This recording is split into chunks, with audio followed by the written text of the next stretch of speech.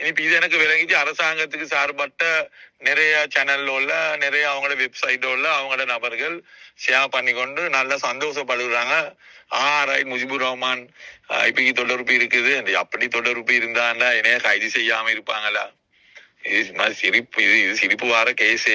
எனக்கு இருக்கிற பிரச்சனை ஒன்றும் அல்ல.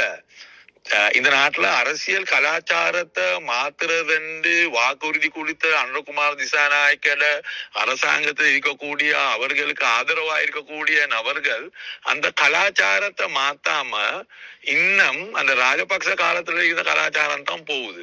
இந்த பொய்யான போலியான, இப்ப அவர்கள் அந்த காலத்துல சொன்னாங்க நாங்கள் ஈஸ்டர் குண்டு வெடிப்புக்கு சந்தேகம் உண்டு.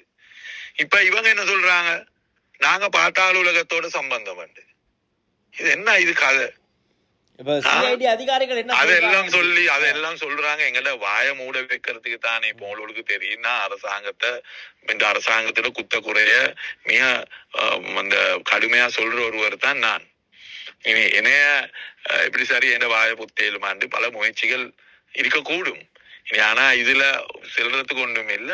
இதுல நான் போனேன், வாய்மொழி கொடுத்தேன், சிஐடிக்கும் விளங்கிச்சு, அப்படி ஒன்றும் இல்ல. ஏன்னா இந்த பேசின டெலிபோன் கால் எல்லாம் அது வெளியில இருக்கக்கூடிய நபரோட தான் நான் பேசி இருக்கிறேன். உள்ளுக்கு இருக்கக்கூடிய நபரோட நான் ஒன்றுமே அவரோட ஒன்றுமா டெலிபோன்ல பேசியும் இல்லை. ஏன்னா இதுதான் உண்மை. இந்த உண்மையை மாத்திதான் நியூஸ் அடிச்சிருக்கிறான். இன்ஷால பாப்பேன். நான் நான் நான் நான் பாக்குறேன். நான் கதைச்சேன் அதோட அதுல இருக்கிற அதுல இருக்கக்கூடிய முக்கியமான நபர்களோட நான் காய்ச்சி சொன்னேன். மிக மோசமான நியூஸ் ஒன்று போட்டு இருக்கிறீங்க, அது பில. நீங்க மற்ற அந்த நியூஸ் போட முந்தி குறைஞ்சது என்கிட்ட கேட்டிருக்கணும்.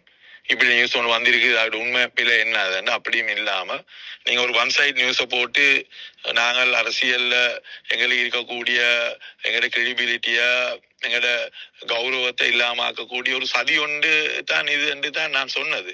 அப்ப அவங்க கரெக்ட் பண்றேன்னு சொன்னாங்க. பார்ப்போம்.